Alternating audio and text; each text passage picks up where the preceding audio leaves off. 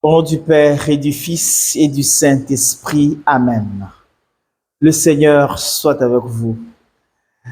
Mes frères, mes sœurs, nous célébrons le 11e dimanche du temps ordinaire dans cette année liturgique B. Les textes qui nous sont proposés en méditation nous invitent à l'espérance et à la confiance en Dieu. Dans la première lecture tirée du livre du prophète Ézéchiel au chapitre 17, versets 22 à 24, le Seigneur promet une nouveauté, un salut. Il dit qu'il prendra une tige d'un cèdre élevé pour aller la planter sur une haute montagne, une montagne très élevée, une montagne d'Israël. Et ça deviendra un arbre qui aura des branches et les oiseaux viendront s'y réfugier dans cet arbre-là. Ça sent ce qu'Isaïe avait dit. En Isaïe 25, le Seigneur Dieu organisera un festin sur une haute montagne, un festin de viande grasse et de vin capiteux, ainsi de suite. C'est le salut que le Seigneur promet, le changement des situations. Ici, le peuple se trouve en exil quand Ézéchiel a prophétisé. Ils étaient sous l'oppression des Babyloniens. Alors, il promet que ça va changer. Le salut arrive. Ta situation n'est pas une situation limite. Parce que Dieu n'a pas encore dit son dernier mot. Crois, espère, fais confiance au Seigneur. Il est le Dieu des renversements des situations. Il fait que l'arbre sec retrouve sa verdure et que l'arbre vert soit sec. L'arbre qui est tombé, il peut le relever. Il change les situations. Il est le Dieu des renversements des situations, comme je l'ai dit. Et dans la deuxième lecture tirée de la deuxième lettre de Saint Paul, apôtre aux Corinthiens, au chapitre 5, versets 6 à 10, Paul dit, nous avons confiance en Dieu.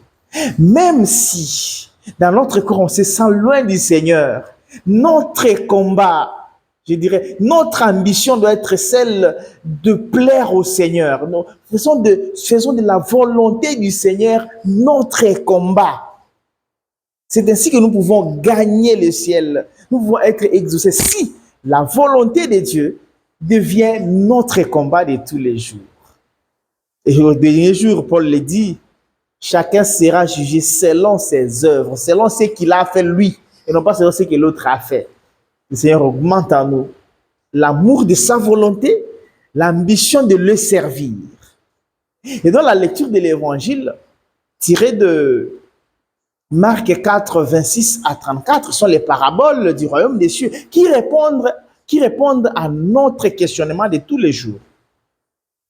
Est-ce que Dieu nous a-t-il abandonnés? Pourquoi il y a des guerres? Pourquoi il y a autant de massacres et de problèmes? Jésus dit non, le royaume des cieux, c'est comme la semence qu'un semeur a jetée à terre. Qu'il dorme ou qu'il soit levé, ou qu'il soit éveillé, la semence pousse, il ne sait comment. Dieu n'est pas absent de notre monde. Seulement dans ce monde des ténèbres, il y a des justes, il y a des saints. Le petit reste qui croit encore au Seigneur. Faisons l'effort d'appartenir à ces petits restes.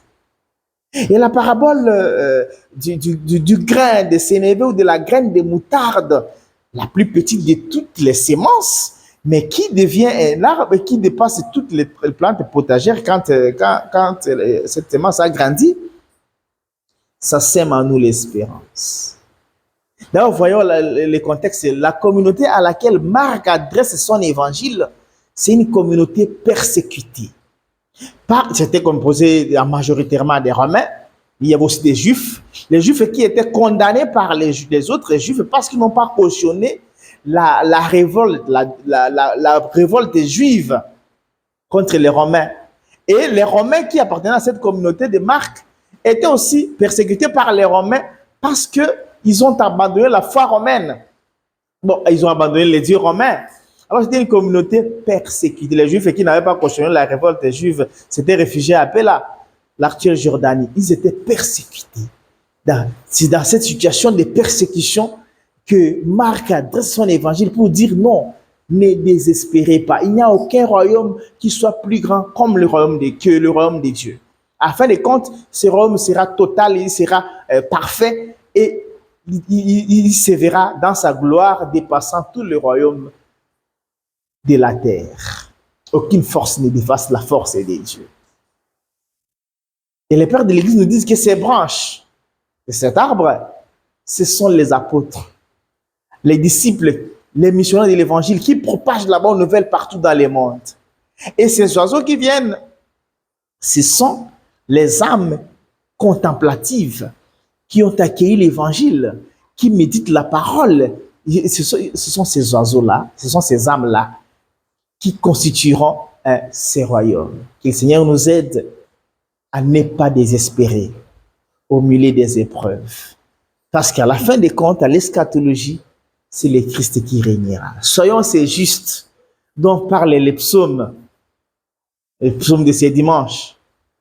Les justes qui grandira comme un palmier, qui poussera comme un cèdre de Liban. Ces justes-là, ils gardent sa verdeur, même si il vieillit. Que le Seigneur nous aide à être des justes. Les justes, ceux qui craignent sa volonté, ceux qui suivent sa volonté, ceux qui espèrent en lui chaque jour de notre vie.